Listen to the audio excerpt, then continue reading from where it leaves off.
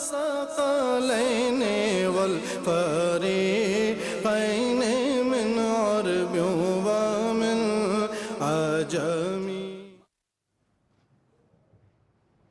یوم ولادت ہے. بسم اللہ الرحمن الرحیم. السلام علیکم ناظرین، میں ہوں آپ کا میزبان سید سلمان گل. پروگرام تفہیم المسائل میں آپ کا خیر مقدم ہے. اس پروگرام کے روح رواں، مرکز و محور، عالمی شہرت یافتہ عالم دین مفتی محمد عامر صاحب ہمارے ساتھ تشریف فرمائیں. السلام علیکم ورحمۃ اللہ. وعلیکم السلام ورحمۃ اللہ. کیسے مزاج ہیں؟ شکر ہے اللہ کا کرم. ناظرین اکرام، آج ہم چونکہ آج کے دن کو پیش نظر رکھنا ہے تو ایک بہت بڑی عظیم شخصیت، علمی روحانی شخصیت، کہ جب بھی کہیں علم کی بات ہوتی ہے تو جن ہستیوں کو منبع اور مرکز قرار دیا جاتا ہے انہی میں سے ایک امام اعظم ابو حنیفہ حضرت نعمان بن ثابت رضی اللہ تعالیٰ عنہ کی شخصیت ہے. آج ان کا یوم شہادت ہے اور کسی طور انہیں فراموش نہیں کیا جا سکتا. ایک نابغہ عصر شخصیت، ایک اتنا بڑا منبع، ایک اتنا بڑا علم کا اتنا اونچا مینارہ کہ جس کی اونچائی کو دیکھ کر آج بھی طالب علم خود کو بہت علم کے معاملے میں ان سے چھوٹا، ان کے شاگردوں کے شاگرد بھی تسلیم کرتے ہوئے 10 بار سوچتے ہیں. ناظرین کرام، آج امام اعظم ابو حنیفہ رضی اللہ تعالیٰ عنہ کے حوالے سے مجھے کچھ بات کرنی ہے. دیکھیں، عام طور سے آپ پروبیبلی سنتے رہتے ہیں کہ ان کا تعلق کہاں سے تھا، ان کے اساتذہ میں کون تھے، انہوں نے کس انداز سے جو ہے اپنا جو سفر ہے وہ طے کیا. لیکن آج ذرا تھوڑا سا ڈیفرنٹ. ظاہر ہے مفتی محمد عامر صاحب ہمارے ساتھ ہوتے ہیں تو میری چاہت یہی ہوتی ہے کہ کچھ ذرا مختلف زاویے سے بات کر لی جائے، کیونکہ منفرد گفتگو جواب کی صورت میں ہمیں سنائی دیتی ہے. مفتی صاحب، میں ٹو دا پوائنٹ آج آپ سے ایک بات کرنے جا رہا ہوں کہ امام اعظم ابو حنیفہ مطلب علم کے معاملے میں، اور ایک بحیثیت طالب علم میں ان کی آج بات کرتا ہوں، اتنے سارے علوم فنون تھے، علم و فن کے ماہر اس شخص نے اور اس ہستی نے فقہ کو ہی کیوں اختیار کیا؟ کیوں فقہ کی طرف ہی ان کی توجہات کا مرکز اور محور فقہ رہی؟ کیا وجہ؟ بسم اللہ الرحمن الرحیم. سلمان، ایک تو بہت اچھی بات ہے کہ آج آپ نے گفتگو امام اعظم ابو حنیفہ رحمۃ اللہ علیہ کی مناسبت سے کی اور ان کی شخصیت کو یہ موضوع، یہ پروگرام ڈیڈیکیٹ کیا آپ نے. اور اللہ تبارک و تعالی امام اعظم ابو حنیفہ رحمۃ اللہ علیہ کی قبر پر کروڑ رحمتوں کا نزول فرمائے. آمین. کہ جن کے احسانات پوری امت پر ہیں. بالکل صحیح. اور بے شک امام اعظم ابو حنیفہ رحمۃ اللہ علیہ کا جو سبجیکٹ تھا بیسک، جس میں آپ نے کام کیا، بہت زیادہ آپ کا نام ہوا، وہ ہے علم الفقہ. بالکل. فقہ کے حوالے سے آپ نے جو خدمات انجام دی ہیں وہ ناقابل فراموش ہیں. کوئی شک نہیں. اور سلمان، حضرت امام اعظم ابو حنیفہ رحمۃ اللہ علیہ جو فقہ کو اختیار کر رہے تھے، فقہ اصل میں آپ کہہ سکتے ہیں کہ یہ علوم کا سمجھ لو بادشاہ ہے. فقہ جو ہے نا، آپ یوں بھی کہہ سکتے ہیں کہ قرآن کا جو لیگل آسپیکٹ ہے وہ فقہ ہے. اچھا، لیگل جو آسپیکٹ ہے. میں یہاں پہ یہ وضاحت کر دوں، قرآن تو علوم کی اصل ہے، چاہے فقہ ہو یا کوئی بھی علم ہو. دنیا کے علوم، ولا رتب ولا یابس الا فی کتاب مبین. اللہ اکبر. قرآن تو اصل ہے، اصل قرآن ہے. واہ. لیکن آپ کہو کہ فقہ تو وہ بادشاہ ہے. کہ فقہ کا تعلق ہر فن سے، ہر شعبے سے ہے. معیشت سے بھی ہے، معاشرت سے بھی ہے، سیاست سے بھی ہے، ریاست سے بھی ہے، تعلیم سے بھی ہے، تعلم سے بھی ہے. بہت خوب مصطفیٰ. یعنی فقہ جو ہے وہ ایک مفتی یا ایک فقی جو ہے وہ ہر چیز پر گفتگو کرتا ہے. رہنمائی کے لیے فقہ کی ضرورت پڑے گی. تو اگر آپ امام اعظم کی شخصیت کو دیکھو تو وہ علم کے بادشاہ، جو سبجیکٹ ان کا ہے وہ علوم کا بادشاہ. بہت خوب، زبردست. یہ ہے مناسبت امام اعظم کے. دوسری ایک خاص بات جو امام اعظم ابو حنیفہ رحمۃ اللہ علیہ فرماتے ہیں، جیسا کہ آپ نے بھی ذکر کیا کہ آپ ماہرین علوم تھے، یعنی ہر فن کے اندر آپ کی دسترس تھی. اور خاص طور پہ سلمان، حضرت امام اعظم ابو حنیفہ رحمۃ اللہ علیہ فرماتے ہیں کہ ابتداءً میرا زیادہ رجحان جو ہے وہ جدل اور مناظرے کی طرف تھا، یعنی علم الکلام کی طرف. اس کے بہت بڑے ماہر ہیں. اور کتنے واقعات جو ہے وہ مشہور امام اعظم کے کہ مختلف لوگوں سے، مختلف نظریوں کے حاملین سے آپ کے مباحثے ہوتے تھے، مناظرے ہوتے تھے. دہریوں سے آپ کی بحث و مباحثہ ہوا، ان کو آپ نے لاجواب کیا. جبریہ سے علم آپ کا، اسی طرح جبریہ سے، قدریہ سے، اسی طریقے سے دہریوں سے، خارجیوں سے، کئی مختلف نظریات کے حاملین کو آپ نے ایک نشست میں لاجواب کیا. لیکن آپ نے جب اپنے بیٹے حماد کو وصیت کی تو کہا کہ علم مناظرہ مت اختیار کرنا. اچھا. آپ نے وصیت کی، یہ آپ کے سوال کا اصل جواب۔ and the reason behind is اچھا، آپ کے بیٹے کا نام حماد، اور یہ بیٹے کا نام آپ نے رکھا تھا اپنے استاد حماد کے نام پر۔ اچھا ماشاء تو جب بیٹے کو یہ وصیت کی تو بیٹے نے کہا کہ آپ نے تو خود اتنے مناظرے کیے علم اور الکلام، آپ مجھے منع کرتے ہیں۔ آپ فرماتے ہیں، یہ بڑی آج کے لیے خاص طور پہ مطلب ایک اہم بات ہے، آپ فرماتے ہیں کہ جب ہم مناظرہ کرتے تھے تو ہماری کیفیت ایسی ہوتی تھی جیسے ہمارے سروں پہ پرندے بیٹھے ہوئے ہیں، اللہ اکبر، اور ہمارا مقصد ہار اور جیت نہیں ہوتا تھا، بلکہ ہم کوشش کرتے تھے دلائل اور قرائن کے ذریعے اس کی زبان پر، مقابل کی زبان پر حق اور سچ آ جائے۔ اللہ لیکن فی زمانہ جو مناظرہ ہوتا ہے، امام اعظم اس وقت کی بات کر رہے ہیں، وہ 1000 سال پرانی باتیں، کہا کہ اس وقت جو مناظرہ ہوتا تھا، اب جو مناظرہ ہوتا ہے امام اعظم فرماتے ہیں اس میں لوگوں کی کوشش ہوتی ہے کہ کہیں سے سامنے والا غلطی کر دے اور وہ ہار جائے اور ہم جیت اور جائیں، وہ ہار جائے ہم جیت جائے، یعنی کوشش ہوتی ہے کہ اس کے منہ میں الفاظ غلط جو ہے وہ انڈیل دیے جائیں۔ جیسا کہ فی زمانہ آج بھی اگر کہیں بحث و مباحثہ ہوتا ہے آپ کو کیا نظر آتا ہے؟ ایگزیکٹلی مصعب ایسے ہی کوشش یہ ہوتی ہے اس کو ہرا ہرا دیا جائے بس، مطلب کوئی چیز متحقق ہو جائے، کسی چیز کو حق کو واضح کر دیا جائے، صحیح اور غلط کا فیصلہ کر دیا جائے، یہ مقصد ہی نہیں ہوتا مناظرے کا، قیل و قال کا، بحث و مباحثے کا، یہ مقصد ہوتا ہے۔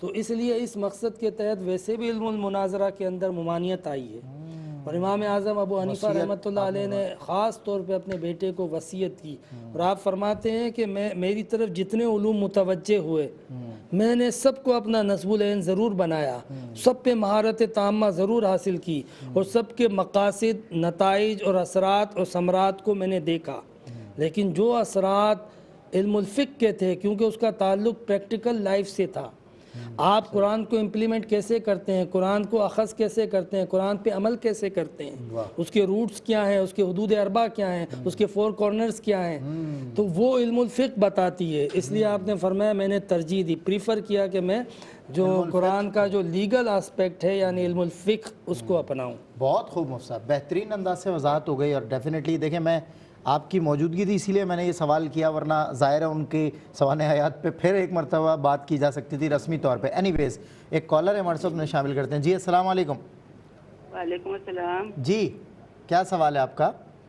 میرا سوال یہ ہے کہ ہم مردے کو تو بخشتے نہ پڑھ کے، لیکن زندہ کو کس طرح بخشنا چاہیے؟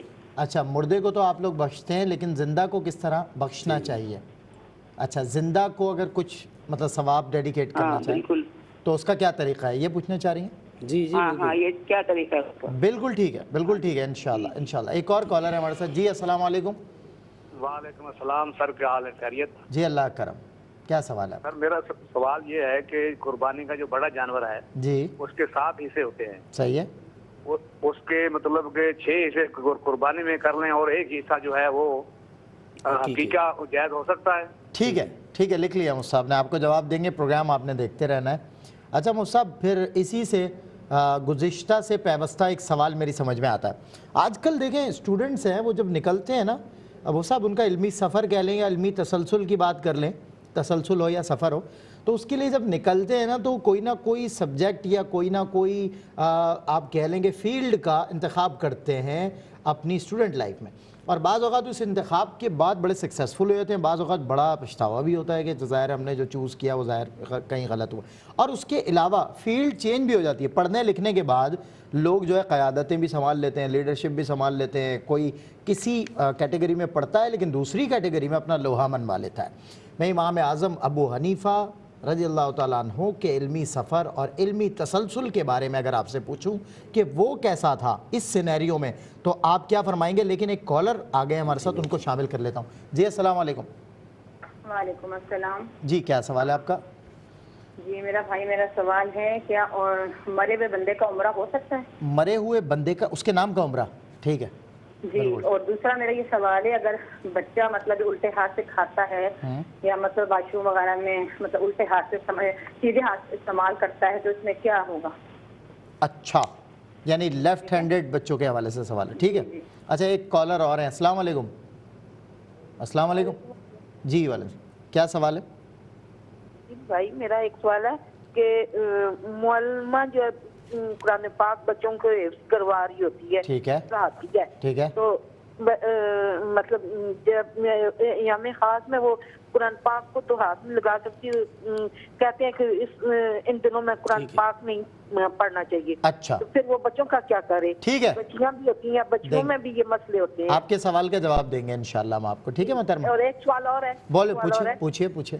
جی ایک سوال اور ہے کہ ایک بیوہ ہے اور اس کی کچھ زمین ہے، وہ زمین کے معاملات کو نہیں جانتی، نہ اسے پتہ ہے. تو وہ جو زمین ہے وہ اس کے جیٹ کے قبضے میں ہے. اچھا وہ جو ہے وہ مطلب اس کو بول رہا ہے کہ زمین ہماری جو ہے وہ علیحدہ کر دو، تو وہ 2 پیسے سے کام لے رہا نہیں کر رہا. اچھا ان کو کیا کرنا چاہیے، یہ سوال ہے آپ کا؟ ان کو کیا کرنا چاہیے؟ یا اگر وہ معاف کر دے، اس میں کہے کہ میں لڑائی جھگڑا نہیں کرنا چاہتی، معاف کر دیتی ہوں. ٹھیک ہے، گناہگار تو نہیں ہوگی. اچھا ٹھیک ہے، بالکل صحیح، ایگزیکٹلی. ایک اور کالر ہے جی. یہ وہ جیٹ کے قبضے میں زمین بیوہ عورت کی، اور وہ یہ کہہ رہی ہیں کہ وہ داؤ پیچ سے کام لے رہا ہے، دے نہیں رہا ہے ان کو زمین.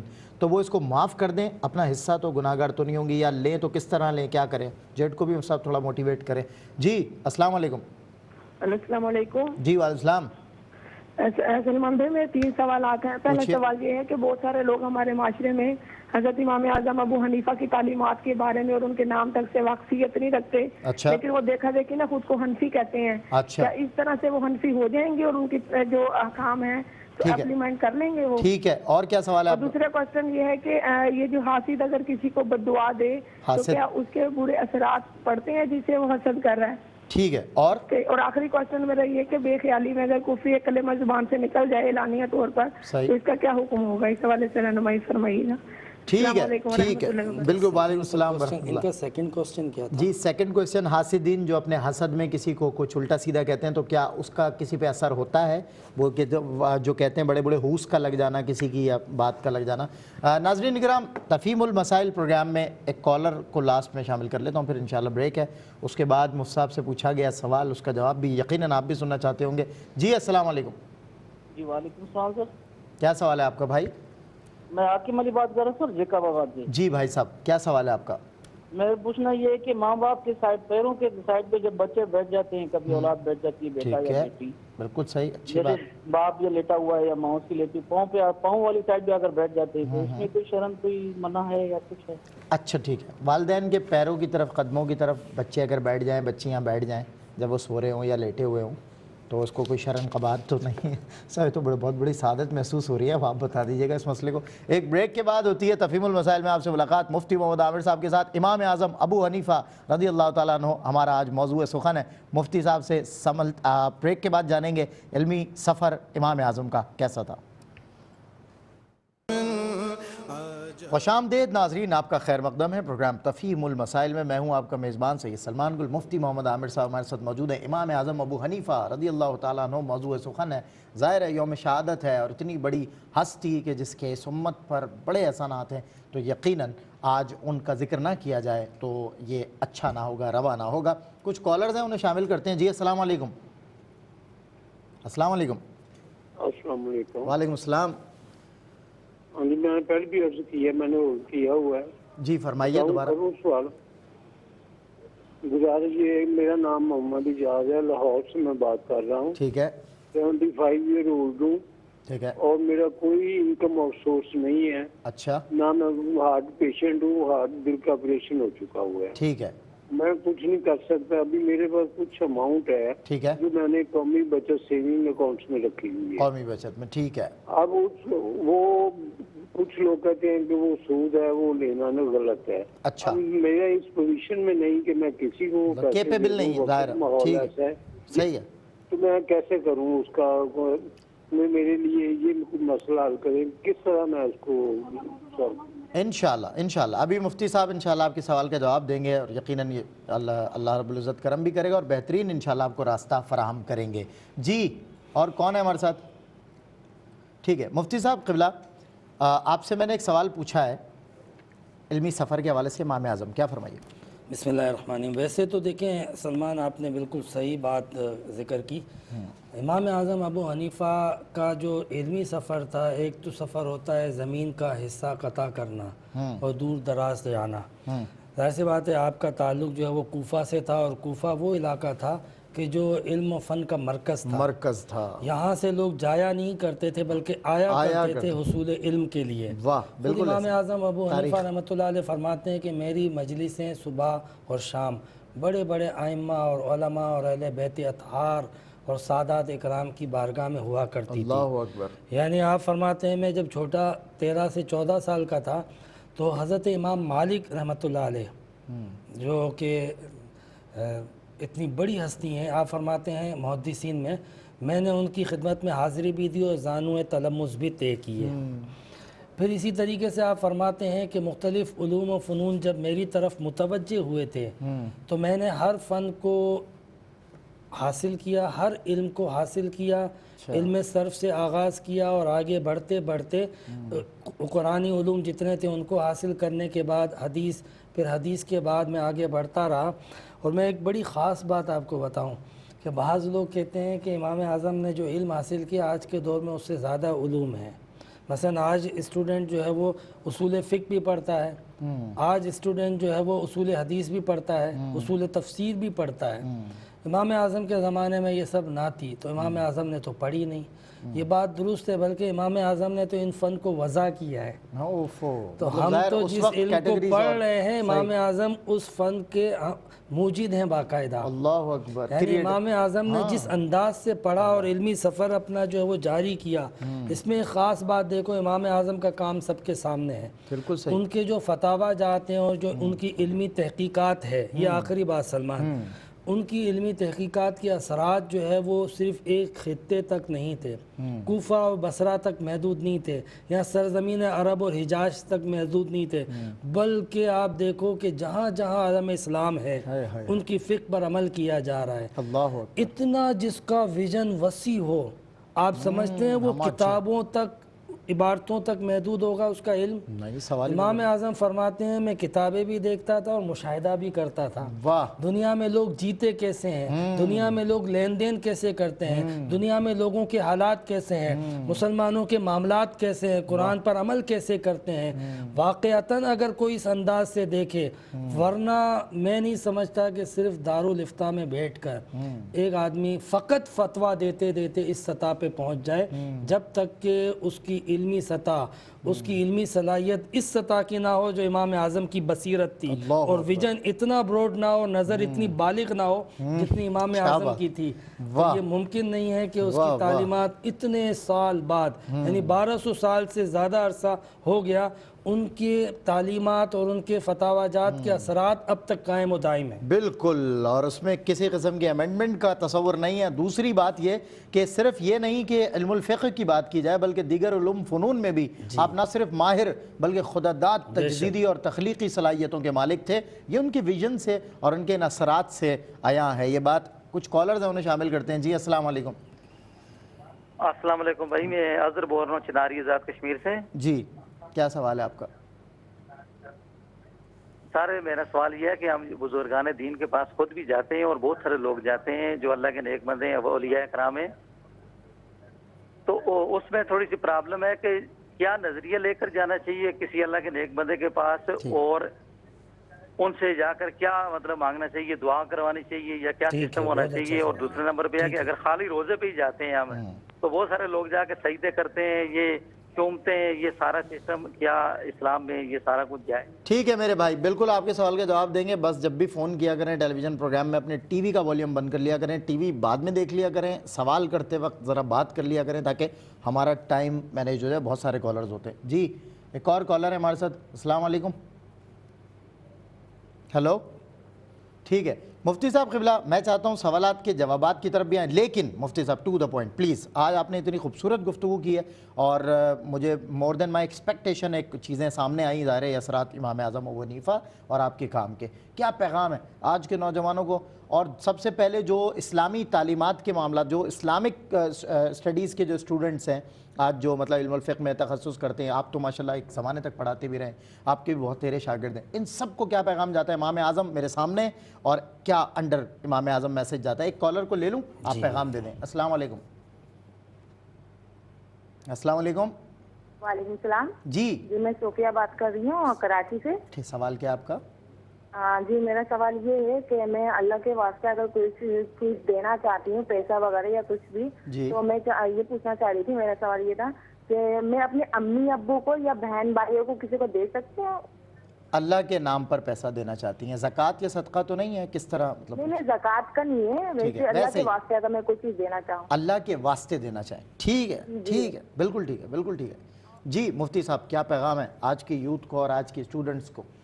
سلمان آپ اگر مجھے اجازت دیں تو میں کالرز کے جواب دیتا رہوں اور ایک سوال حنفی لوگ خود کو کہتے ہیں جی جی جی جی اس کے ضمن میں آپ کا جواب بھی دے دوں۔ بالکل ٹھیک ہے ٹھیک ہے۔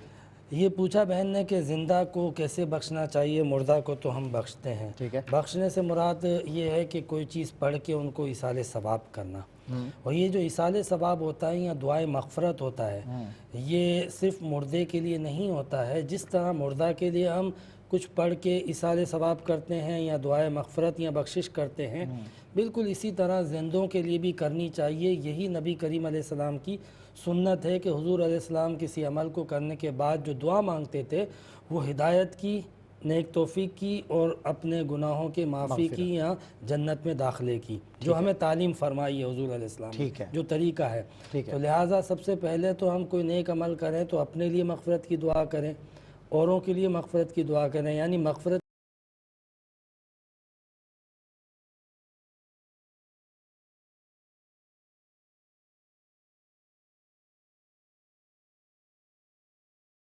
دعا کرنا ریکویسٹ کرتے ہیں، دعا کرتے ہیں۔ تو جس طریقے سے مردے کے لیے دعا کی جاتی ہے یا کچھ پڑھ کے اللہ تعالیٰ کی بارگاہ میں التجا کی جاتی ہے، بالکل اسی طرح زندے کے لیے بھی۔ صاحب ایک کالر کو لے لوں۔ جی السلام علیکم۔ جی السلام علیکم۔ وعلیکم السلام، کیا سوال ہے آپ کا؟ جی میں نے پوچھنا یہ تھا کہ 27 رجب کی راتیں ہوتی ہیں اور یہ شب رات کی جو راتیں ہوتی ہیں، یہ آپ لوگ ٹی وی پہ جو کرتے ہیں اس میں تو خالی بیان ہوتا ہے یا نعتیں سنی جاتی ہیں، تو ان راتوں کے لیے جو اللہ تعالیٰ نے اور ہمارے حضور پاک صلی اللہ علیہ وسلم نے جو اتنے سارے نوافل اور بتایا ہے سب کچھ پڑھنے کے لیے، تو وہ کس وقت پڑھی جائیں گی؟ ٹھیک ہے، بس آپ یہ پروگرام دیکھتی رہیے گا تاکہ آپ کو جواب ملے، ٹھیک ہے؟ پروگرام دیکھتی رہیے۔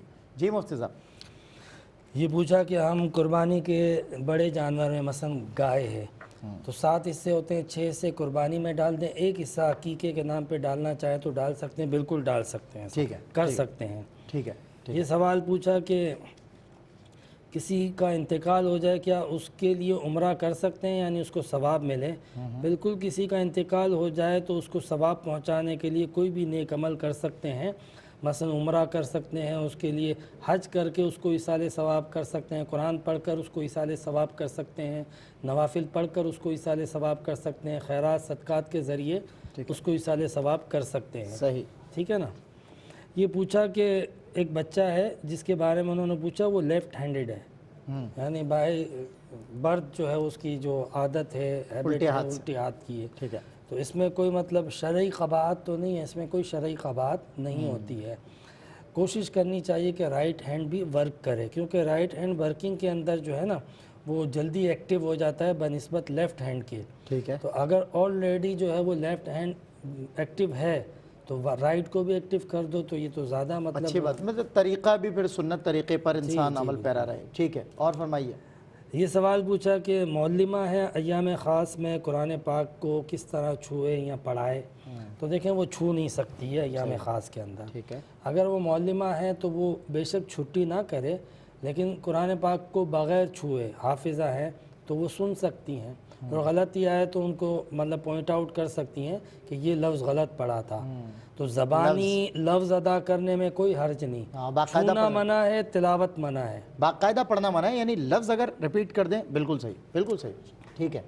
یہ پوچھا کہ جیٹھ نے زمین پہ قبضہ کر لیا ہے، یعنی ایک شخص کا انتقال ہو گیا، اس کے بھائی نے زمین پہ قبضہ کر لیا بجائے اس کے کہ بیوی بچوں کو دے، ٹھیک ہے؟ تو بیوہ اور یتیم کے اوپر یہ بہت بڑا ظلم ہے۔ جیٹھ کے سامنے جو مقابل ہے جس کا حق مارا جا رہا ہے کون ہے؟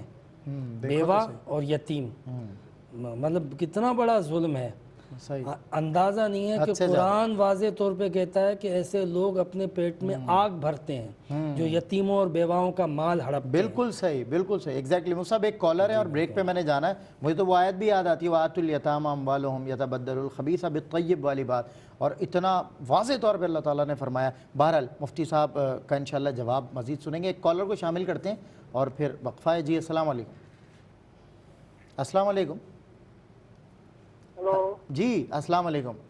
وعلیکم السلام. سر میں پوچھنا سوال پوچھیں. برات کے دن لوگ روزے رکھتے ہیں، کوئی بولتا ہے نہیں یہ یعنی روزی کا دن ہے، اس میں کھاؤ پیو، کوئی بولتا ہے روزہ رکھو، روزہ زیادہ ثواب کرتے ہیں. میرا سوال یہ ہے مفتی صاحب رکھنا کیسا ہے؟ اچھا مطلب آپ کا سوال یہ ہے کہ روزہ رکھیں یا کھائیں پئیں، مطلب دو طرح کے لوگ ہیں. بالکل بالکل صحیح. کہ شب برات کا جو اگلا دن آتا ہے کہتے ہیں لوگ کہتے ہیں کہ تو کھانے پینے کا دن ہے، روزی کا دن ہے، اور ایک کچھ کہتے ہیں کہ روزہ رکھیں. تو کیا صحیح ہے اور کیا غلط، ایک وقفے کے بعد جانتے ہیں انشاءاللہ مزید تفہیم المسائل میں. خوش آمدید ناظرین، آپ کا خیر مقدم ہے. پروگرام تفہیم المسائل مفتی محمد عامر صاحب کے ساتھ، اور بہت سارے آپ کے سوالات جمع بھی ہو گئے ہیں. کچھ کالرز مزید اس پروگرام میں شامل ہوا چاہتے ہیں.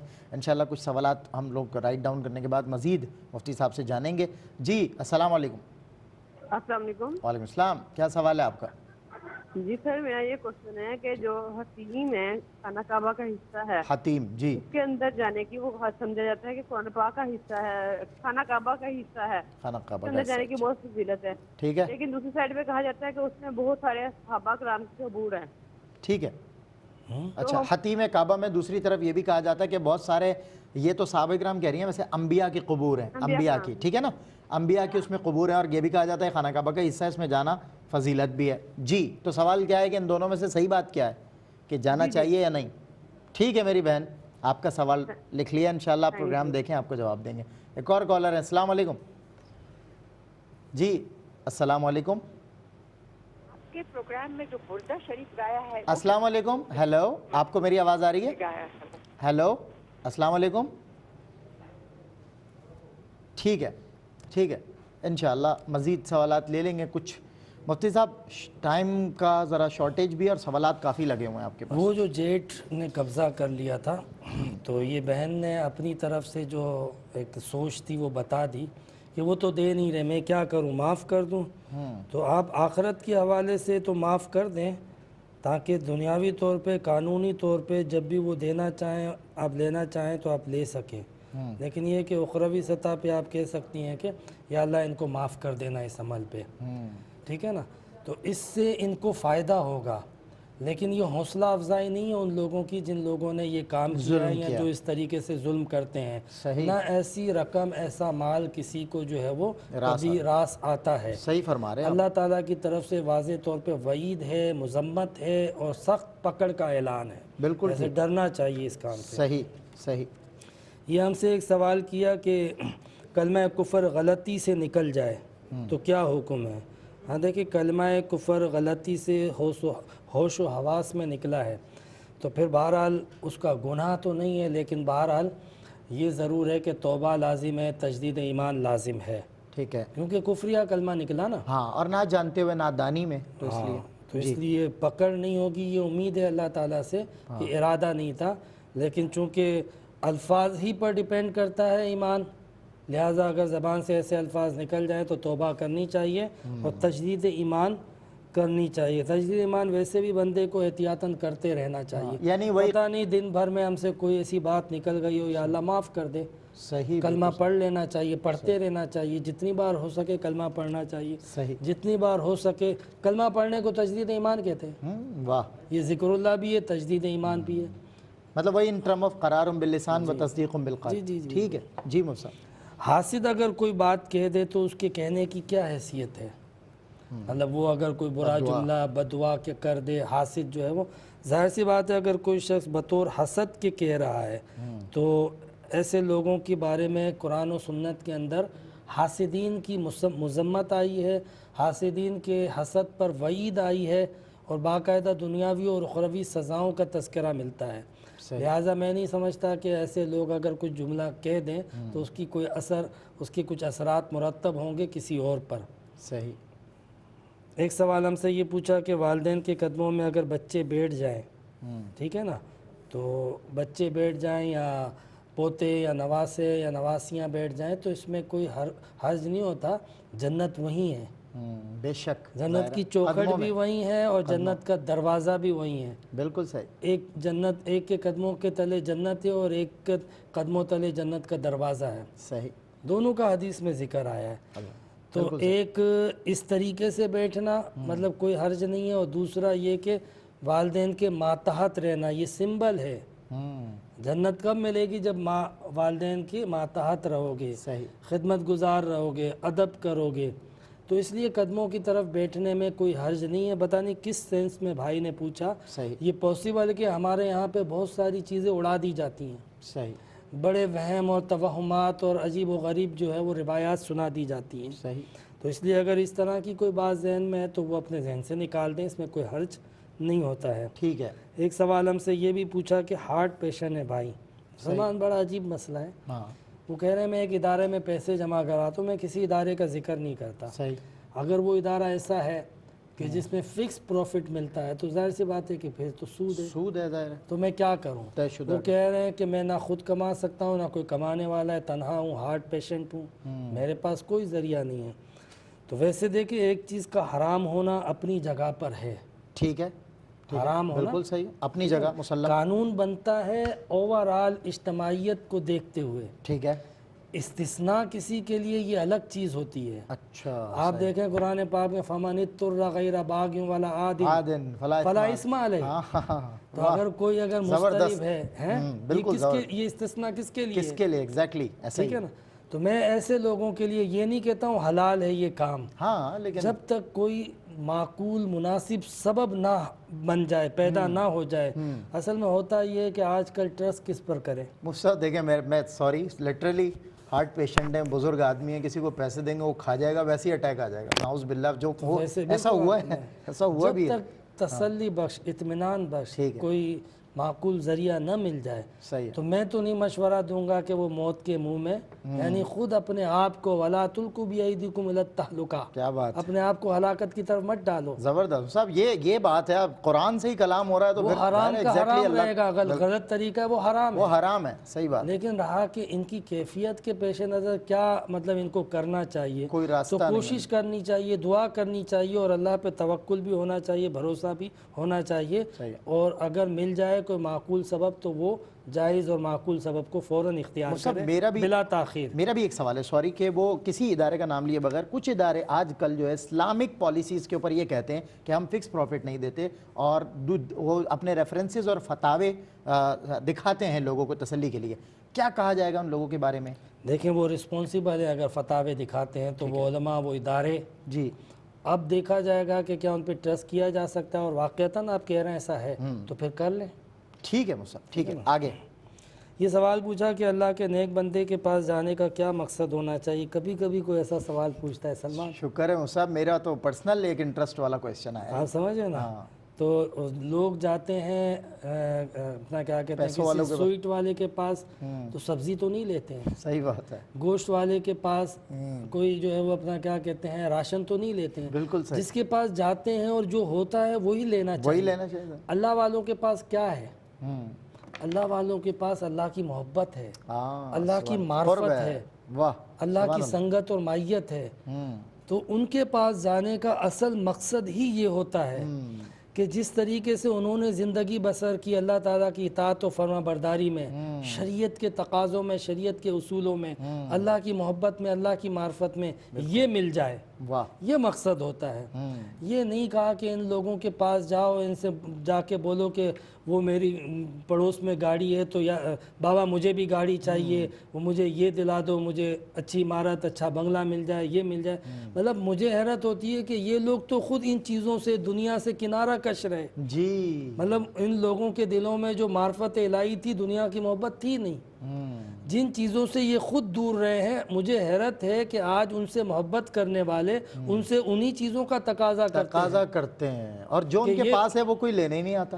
یہ زبردستی کی محبت ہے، خود ساختہ محبت ہے، خود غرضی بھی اس میں، خود غرضی بھی ہے. مطلب ہے آپ ان کی زندگی میں دیکھ لو کہ جو لوگ ان سے وابستہ ہوتے تھے وہ کیا لے کر جاتے کیا تھے، لے کر ان کی خانقاہوں میں کرنے کیا آتے تھے، کیا کرنے آتے تھے. یہ بات ہے. یعنی آپ دیکھو کہ ہندوستان سے نظام الدین بابا فرید کے بارگاہ میں آتے ہیں اور وہاں پر آ کر جو ہے وہ معرفت لے کر جاتے ہیں، اور جو یہاں بیٹھے ہیں وہ دیکھتے رہ جاتے ہیں. کام ہمارے والے جو ہیں آج یہ کہہ رہے ہیں کہ حضرت بابا صاحب سے ریکویسٹ کرے کام چل جائے، میری کوئی لاٹری کھل جائے، لاٹری کھل جائے. معرفت بہرحال اللہ والوں سے اللہ کی محبت مانگنی چاہیے. صحیح ہے.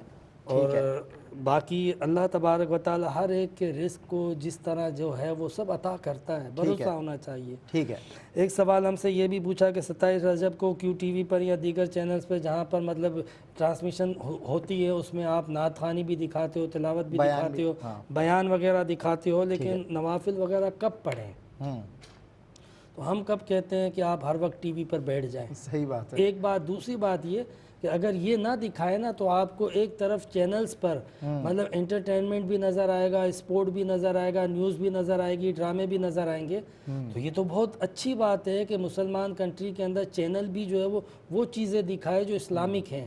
تو چینل کی اور مختلف چینلز کی خاص طور پہ یہ اعزاز Q T V ARY network کو، ڈیجیٹل کو حاصل ہے کہ وہ ان ایونٹس پر اپنے تمام تر ٹرانسمیشن کو مذہبی طریقوں سے پیش کرتا ہے اور بڑی احتیاط کے ساتھ. آپ نے دیکھا ہوگا بالکل کتنی احتیاط اور اہتمام یہ بات مانی گئی ہے، معتبر ہے الحمدللہ یار. وہی سوال تو اس کا یہ مقصد نہیں ہے کہ آپ اس دوران بالکل چپک جائیں اور ٹی وی سے نہ ہٹیں، بلکہ آپ ضروری اس کا مقصد ہی یہ ہوتا ہے کہ آپ کو اللہ کی طرف واعظ کے ذریعے، بیان کے ذریعے، نصیحت کے ذریعے مائل کر دے. بالکل. اور اگر آپ نے کوئی بات سن کے نوافل پڑھنا شروع کر دیا، ہماری ٹرانسمیشن کا مقصد وصول ہو گیا. دوسرا، رسول اللہ نے جو مجلس علم کی اہمیت بتائی، عبادت پر ترجیح دی علم کو کہ علم حاصل کرے بندہ نا، تو بیان اور واعظ کے ذریعے تو ہمارا آپ کا مقصد علم سکھانا ہے. علم شب برات میں چاہے آپ کھائیں چاہے آپ روزہ رکھیں، نہ فرض ہے روزہ رکھنا ضروری نہیں ہے، روزہ نہ رکھنا ضروری نہیں ہے، جو چاہیں کریں. لوگ اب اس میں باتیں، لوگوں کو جگہ مل جاتی ہے باتیں کرنے کی. ایک بہن نے سوال پوچھا تھا کہ لوگ اپنے آپ کو حنفی کہتے ہیں. ٹھیک ہے.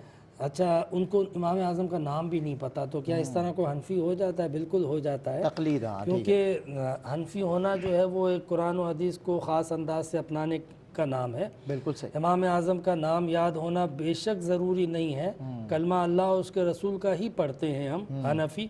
لیکن مطلب مجھے حیرت یہ ہوتی ہے کہ آج ہمیں کرکٹرز کے نام یاد ہیں، ہمیں ایکٹرز کے نام یاد ہیں، ہم نے طرح طرح کے ہیروز کو، ہمارے بچوں کو دیکھو، یہ بیٹ مین، یہ سپر مین، یہ جو ہے وہ فلاں مین، طرح طرح کے نام جو ہے وہ بچوں کے ہیرو بن چکے ہیں. اور ہم نے اپنے بچوں کو ان ہیروز کے بارے میں نہیں بتایا کہ جن کا احسان پوری امت پر بلکہ انسانیت پر تھا. انسانیت پر تھا. بالکل ایگزیکٹلی. اور تو آج اس موقع پہ پیغام کے طور پہ بھی میں یہ کہتا ہوں کہ امام اعظم ابو حنیفہ کے ویژن کو، مقصد کو سمجھا جائے اور اس مقصد کے تحت ہم بھی اپنی فیلڈز آف نالج کو، علوم پر پہرے نہ دیں بلکہ علم حاصل کریں. آپ فرماتے ہیں جس علم کو بھی میں نے دیکھا حاصل کیا. جی. تو یہ ہمارے اندر یہ اسپرٹ ہونی چاہیے کہ ترقی انسان کی، مسلمانوں کی بالخصوص مسلمانوں کا کھویا ہوا سمجھو وقار علم کے اندر ہے. بالکل. تو اسی میں انسانیت کا وقار ہے، اسی میں انسانیت کی اور مسلمانوں کی